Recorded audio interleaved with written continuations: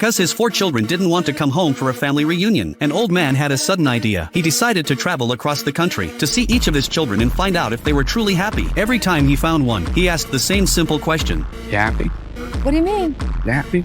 Yeah, of course I am.